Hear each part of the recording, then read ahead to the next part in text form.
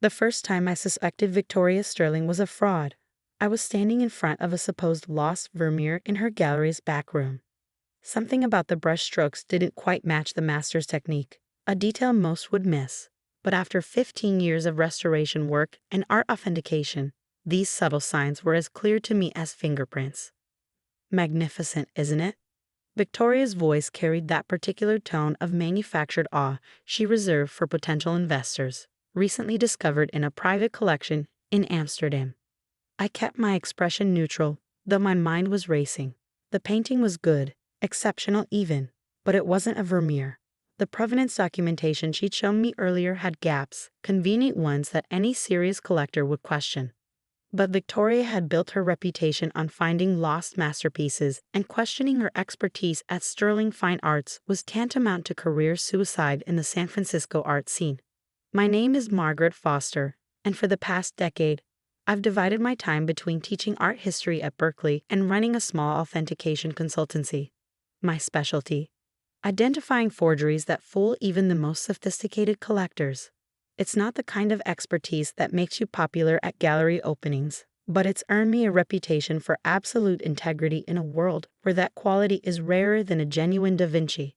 The brush technique in the window reflection, I said carefully, it's interesting. Victoria's perfectly maintained smile tightened slightly.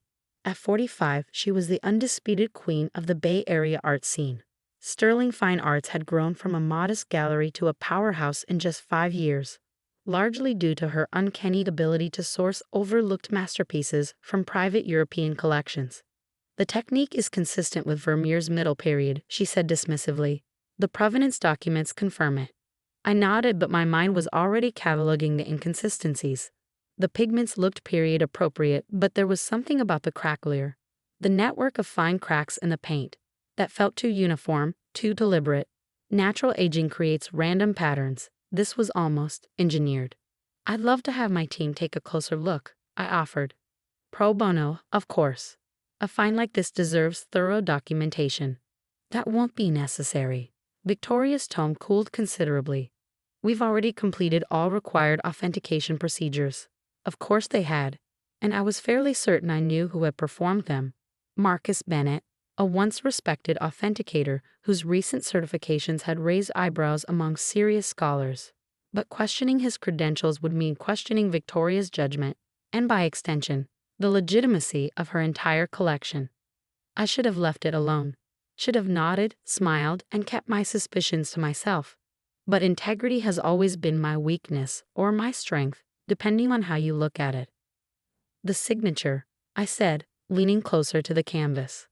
The flourish on the V, it doesn't quite match his other works from that period. The temperature in the room seemed to drop 10 degrees. Victoria stepped between me and the painting, her designer heels clicking sharply on the hardwood floor. Margaret, she said, her voice dripping with condescension. I know you mean well, but let's be clear. You're an academic. Teaching art history to undergrads is quite different from operating in the real art world. These pieces require discretion, understanding, a certain sophistication about how our world works.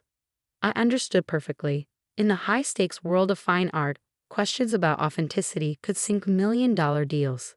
Victoria wasn't just dismissing my expertise. She was warning me to keep quiet. Of course, I said mildly. I'm always eager to learn. Her smile returned, cold and professional. Stick to teaching, dear. Leave the dealing to professionals. That should have been the end of it. I should have walked away, focused on my students, my small consultancy, my quiet life of academic integrity. But 2 weeks later, everything changed. It started with a phone call from an old friend in Amsterdam. Michael van der Meer had been my mentor during my postgraduate work in art restoration, and his word carried weight in European art circles. Maggie, his Dutch accent was thicker than usual, suggesting agitation. Have you seen Sterling's new acquisition, the supposed Vermeer? I have, I said carefully, closing my office door at Berkeley. It's interesting. It's impossible, Michael said flatly. The provenance claims it came from the Backer collection, but I've personally cataloged every piece in that collection. This painting never existed there. My suspicions crystallized into certainty. Are you sure? Absolutely, and there's more. I've been hearing whispers about other pieces from sterling fine arts, provenances that don't quite add up, documentation with convenient gaps. I sank into my chair, my mind racing. Have you spoken to anyone else about this? Not yet. But Maggie, if what I suspect is true, this could be one of the largest art fraud schemes in decades. After hanging up, I sat in my darkening office, staring at the art history texts lining my walls. If Michael was right, and I knew he was, then Victoria Sterling wasn't just selling the occasional questionable piece. She was orchestrating a massive fraud, one that threatened the integrity of the entire art market. But proving it would be another matter entirely. Victoria had connections throughout the art world, and her gallery's reputation seemed unassailable. More importantly, she had the one thing that gave her absolute power in our world: trust. Collectors trusted her judgment, trusted her authentications, trusted her to turn their millions into priceless masterpieces.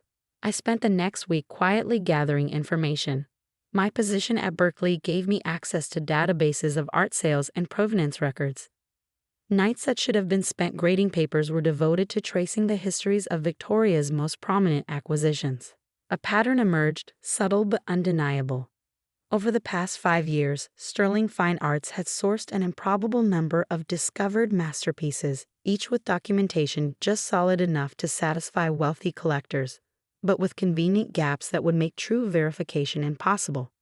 But I needed more than suspicions and database records. I needed proof. Concrete, undeniable evidence that would stand up to the intense scrutiny any accusations would face. That's when I decided to set up my own gallery. It wasn't as impossible as it sounds.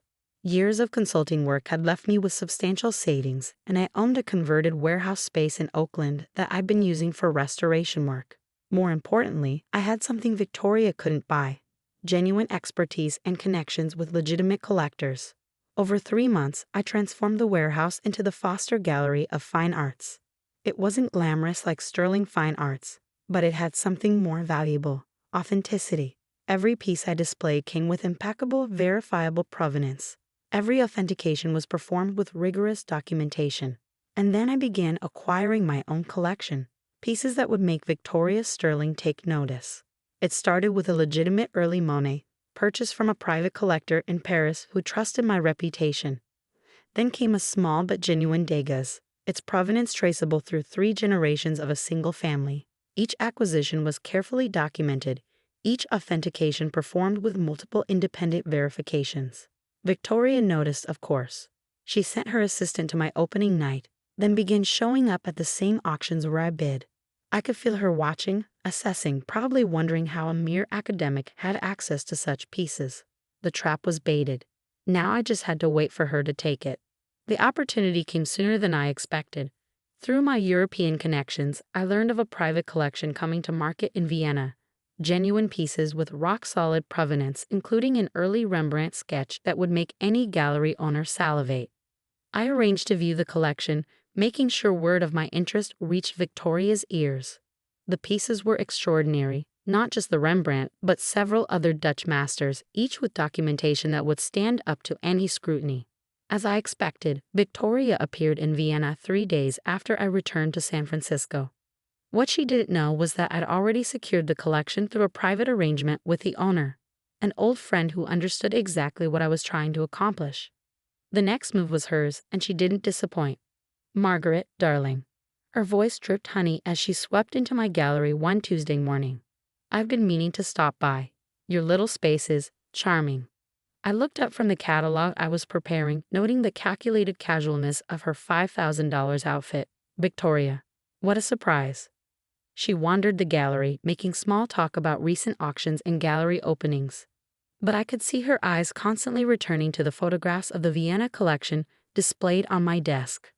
"I heard you were in Vienna recently," she said finally. "Interesting market there."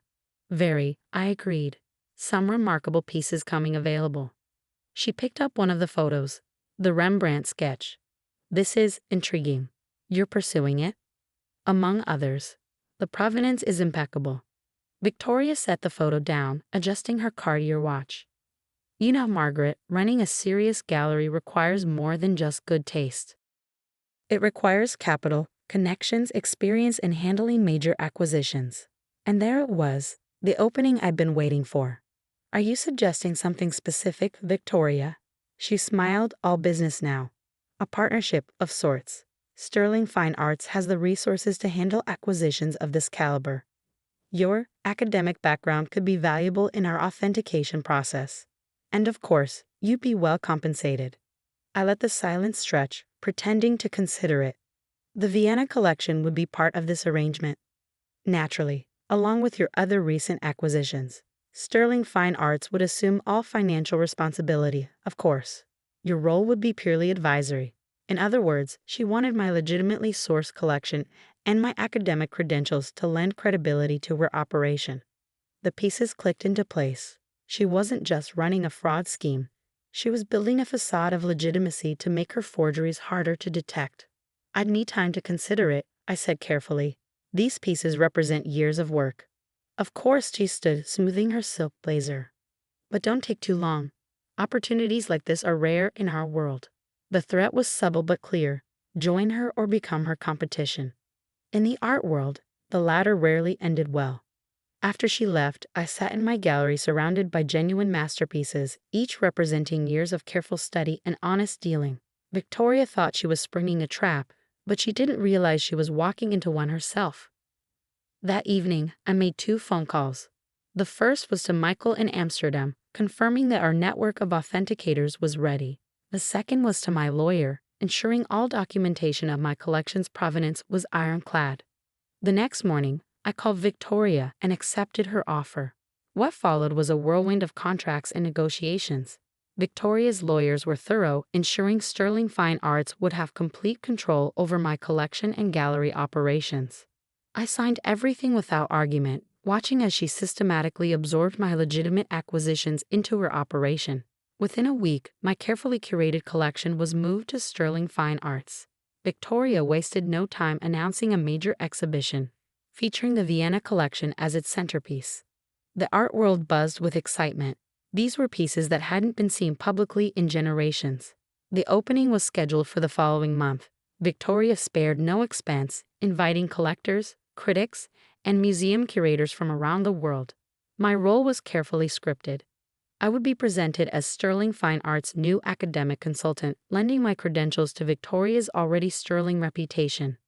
The trap was set. All that remained was to spring it. The night before the opening, I sat in my empty gallery, looking at the bare walls where genuine masterpieces had hung. My phone buzzed. A message from Michael. Authentication team ready. Documentation complete. I smiled, thinking of Victoria preparing for her triumph, unaware that tomorrow would bring a very different kind of revelation. She'd built her empire on lies. Using my collection as the foundation of legitimacy, she needed to sell her forgeries. But she'd forgotten the first rule of art authentication. The truth always leaves a trace if you know where to look. Tomorrow, the art world would discover exactly who the real professionals were. The morning of the exhibition, I arrived at Sterling Fine Arts 2 hours before the scheduled opening. Victoria's gallery had been transformed into a showcase of opulence, track lighting perfectly positioned, champagne flutes gleaming, and security guards stationed at strategic points. The irony of protecting forged masterpieces with state-of-the-art security wasn't lost on me. Margaret. Victoria's voice carried across the gallery. I need you to review the catalog one last time. We can't have any academic inaccuracies. I accepted the glossy catalog, admiring the professional layout. My legitimate pieces were prominently featured, their impeccable provenances detailed with Victoria's typical thoroughness. But mixed among them were her discoveries, the questionable Vermeer, 3 suspicious Van Goghs, and several other pieces that had raised eyebrows in serious art circles. Everything looks perfect, I said, returning the catalog. The authentication documentation is particularly impressive. Victoria's smile flickered slightly. Was that uncertainty I detected? Yes, well, Marcus has been extremely thorough. Marcus Bennett. The key to Victoria's operation, though she didn't realize I knew exactly how key he was. Over the past month, while helping integrate my collection into Sterling Fine Arts, I'd been quietly building a complete picture of their fraud scheme. It was more sophisticated than I'd initially suspected. Victoria wasn't just dealing in forgeries. She was orchestrating a complex web of fake provenances, manipulated documentation, and carefully crafted stories about each piece's discovery. Marcus provided the technical validation, but the real genius was in how Victoria marketed the forgeries, mixing them with legitimate pieces like mine to create an aura of unquestionable authenticity. What she didn't know was that I'd been documenting everything. 3 weeks earlier, during the collection transfer, I'd accidentally left my laptop open while meeting with Victoria's authentication team. The specially configured device had captured every detail of their internal network, including encrypted communications with their forgers in Eastern Europe. Michael's tech experts had taken care of the rest. The Rembrandt sketch should be the centerpiece, Victoria was saying now, directing her staff to adjust the lighting. The provenance story is perfect. 3 generations in a Viennese private collection, only recently discovered during an estate evaluation. I watched her adjust the frame slightly, remembering how she'd reacted when I first shown her the piece. Her eyes had held that particular gleam I come to recognize. The look of someone seeing not art, but profit. The sketch's discovery story meshes perfectly with the other Dutch masters, she continued. It creates a compelling narrative about lost treasures emerging from old European collections. She was right about the narrative. The art market runs on stories as much as authenticity. Collectors don't just buy art, they buy the romance of discovery, the exclusivity of owning something thought lost to history. Victoria understood this better than anyone. It's what made her forgery scheme so brilliant and so dangerous. But she'd overlooked one crucial detail. The very legitimacy of my collection that made it so valuable to her scheme would also be her undoing. During the past month, I'd watched her operation from the inside, seeing how she and Marcus subtly altered documentation, created false histories, and built seemingly airtight provenances for their forgeries. More importantly, I'd seen how they used my legitimate pieces to lend credibility to their fakes. What they didn't realize was that I brought something else with me besides my collection. A network of the world's top authenticators, all quietly documenting every aspect of sterling fine arts operation. Dr. Elise Dubois from the Louvre had posed as a potential buyer, spending hours examining Victoria's lost Vermeer while secretly documenting the technical inconsistencies in its composition. Professor Heinrich Weber from Berlin's Gemäldegalerie Gallery had reviewed the Van Goghs, his expertise in pigment analysis revealing the careful but detectable use of modern materials. But the real masterstroke had come from an unexpected source. 2 weeks ago, I'd received a call from Thomas Wright, a former student of mine who now worked in digital forensics. He'd found something fascinating in sterling fine arts financial records, a pattern of payments to a small art restoration company in Prague, amounts far too large for legitimate restoration work.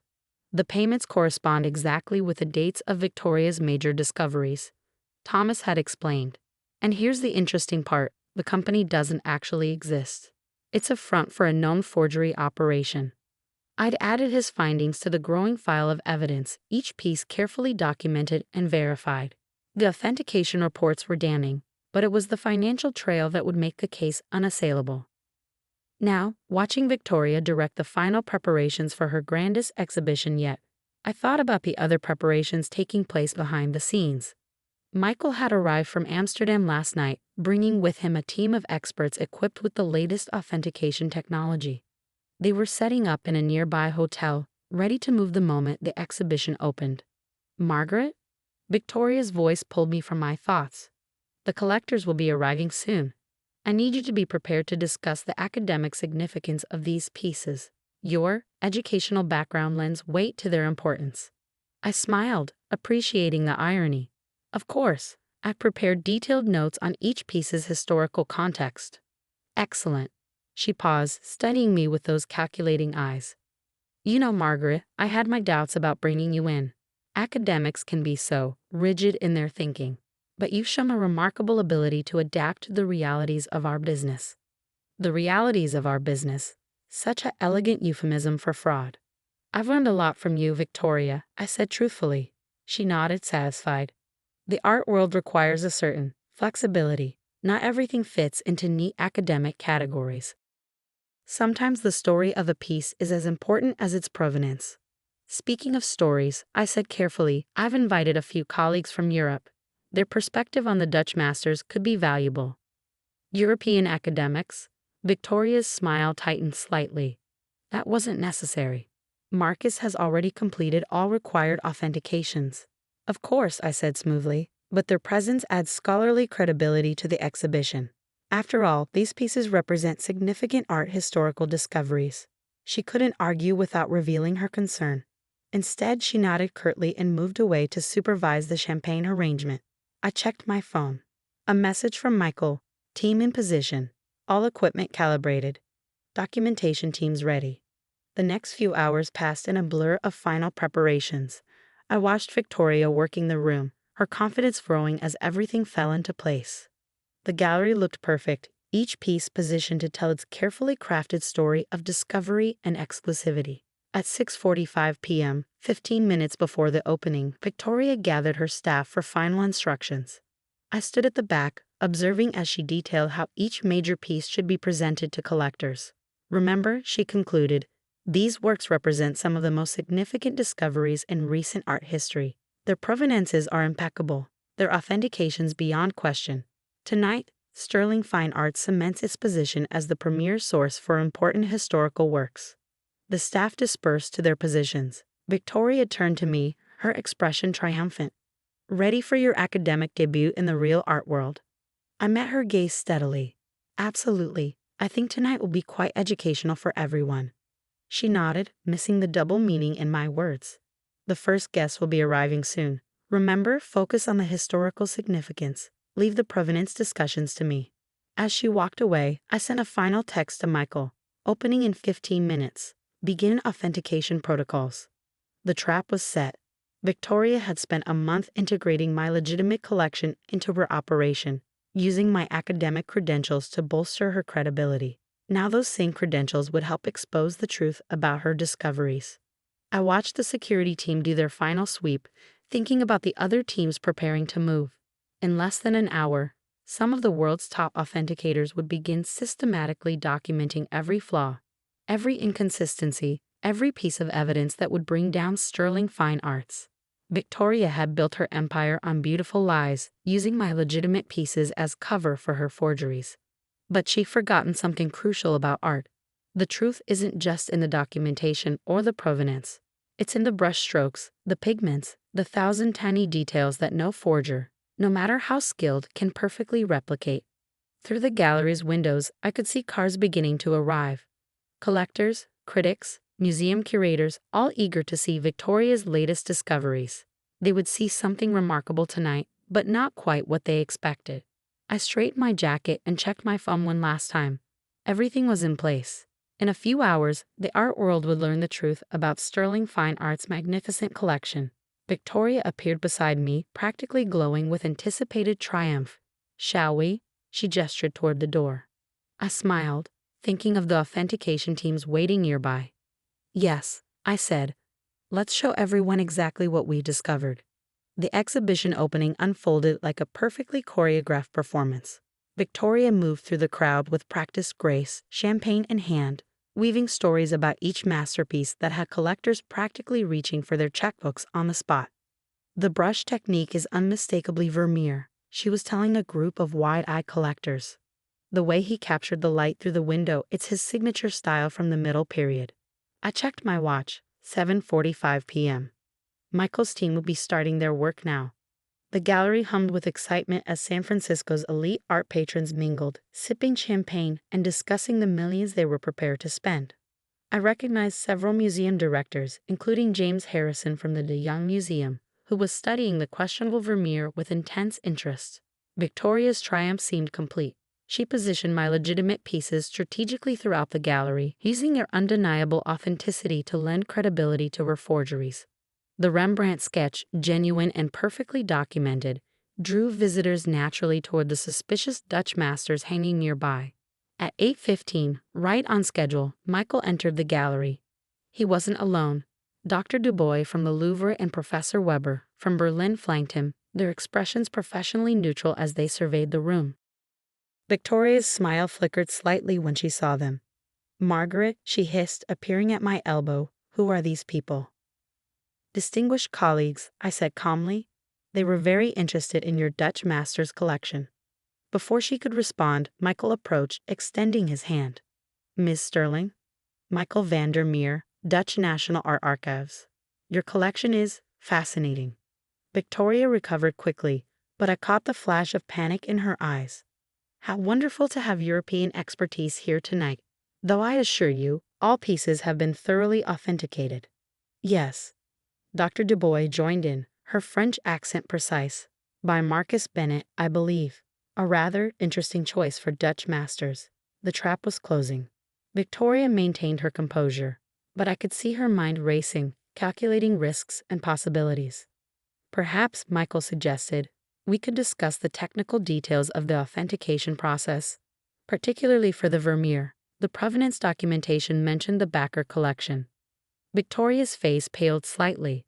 She knew as well as I did that Michael had personally cataloged that collection. I'm afraid the detailed documentation is at our secure facility, she said smoothly, but I'd be happy to arrange a private viewing. No need. Dr. Dubois interrupted, removing a tablet from her bag. We've already completed our preliminary analysis. The next hour was a masterpiece of professional demolition. As collectors watched in growing shock, the team of experts systematically exposed the truth about Victoria's prized discoveries. Dr. Dubois projected microscopic images of the Vermeer's paint layers, revealing pigments that didn't exist in the 17th century. Professor Weber demonstrated how the cracklier pattern had been artificially induced. Michael presented documentation proving the impossibility of the provenance stories Victoria had crafted. This isn't just a single forgery, Michael explained to the stunned audience. It's a systematic fraud operation using legitimate pieces to mask an extensive forgery network. Victoria stood frozen, her perfect composure cracking as her empire crumbled around her. When Thomas Wright arrived with the financial documentation linking Sterling Fine Arts to the Prague forgery operation, she finally broke. You, she turned to me, rage replacing her usual polish. You planned this? All of it? No, Victoria, I said quietly. You planned this the moment you decided to steal my collection and use it to legitimize your forgeries. The gallery erupted in chaos. Collectors who had spent millions on Victoria's discoveries demanded explanations. Museum directors who had authenticated pieces for their institutions pulled out phones, making urgent calls. Security guards looked uncertainly between Victoria and the exit. The legitimate pieces, James Harrison from the De Young asked, "How can we distinguish?" "Every piece from my collection," I said clearly, "has complete, verifiable documentation. I prepared a detailed catalog." Victoria laughed suddenly, a harsh sound that cut through the commotion. "You self-righteous academic. You think exposing this changes anything? Art is about stories, about making people believe. I sold them what they wanted to believe." "No," I corrected her. "You sold them lies. Art is about truth, in every brush stroke, every pigment, every detail that true masters left behind. That's what you never understood." The police arrived at 9:30. Victoria maintained her dignity as they led her away. But Marcus Bennett broke immediately, confirming every detail of the operation. The Prague connection, the forged documentation, the elaborate scheme to mix forgeries with legitimate pieces, it was all exposed. In the aftermath, my phone didn't stop ringing. Museums worldwide wanted my authentication services. Collectors begged for help evaluating their purchases. The art world was in upheaval, and somehow I'd become its voice of integrity. 1 week after the exhibition, I sat in my restored gallery space in Oakland, surrounded by my legitimate collection, returned by court order from Sterling Fine Arts. Michael had flown back to Amsterdam, but not before helping me establish new authentication protocols that would become the industry standard. "You've changed things," he told me before leaving. The art world needed this wake-up call. Looking at my collection now, I thought about Victoria's words about stories and belief. She wasn't entirely wrong. Art does tell stories. But the true masterpieces, the ones that survive centuries, tell stories of authenticity, of human genius and creativity. The media called it the Sterling scandal, but its impact went far beyond one fraudulent gallery. The incident sparked a revolution in art authentication, leading to stricter protocols and more transparent documentation requirements. My authentication consultancy became the gold standard, trusted by museums and collectors worldwide. Victoria faced multiple federal charges for fraud and money laundering. The trial made headlines, exposing the dark underbelly of the art world. Marcus Bennett turned state's evidence, revealing a network of forgery operations that reached across Europe. But the real victory wasn't about punishment or revenge. It was about protecting the integrity of art itself, the genuine masterpieces that human creativity has produced across centuries. 6 months later, I received an unexpected letter. It was from Victoria, writing from federal prison. "You were right," she wrote, "about all of it. I forgot that real art carries truth in every stroke. Perhaps that's why your collection always outshone my forgeries. Authenticity has a quality that can't be faked." I folded the letter and looked at the Rembrandt sketch hanging on my wall, the genuine one that had helped expose the fraud. In the master's confident lines, I could see the truth that Victoria had never understood. Real art doesn't need elaborate stories or false provenances. Its authenticity speaks through centuries, carrying the unmistakable mark of genuine human creativity. My gallery flourished, but not in the way Victoria's had.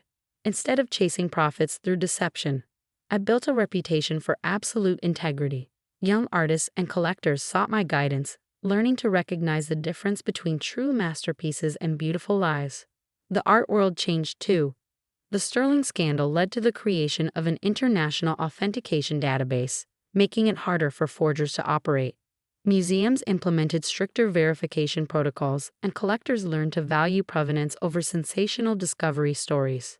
Sometimes, late at night in my gallery, I think about Victoria and the choice she made to value profit over authenticity. In the end, her greatest forgery wasn't the fake Vermeer or the suspicious Van Goghs, it was the lie she told herself about what art really means. As for me, I returned to teaching at Berkeley, but with a new course added to my schedule: Authentication and Integrity in the Art World. My students learn not just about brushstrokes and pigments, but about the fundamental truth that Victoria never grasped. In art, as in life, authenticity is the only masterpiece that truly matters. The Rembrandt sketch still hangs in my gallery, a reminder of how truth prevails in its own quiet way. Its genuine brushstrokes tell a story no forger could ever replicate, a story of real creativity, true mastery, and the enduring power of artistic integrity. And that's a story worth more than all the forged masterpieces in the world.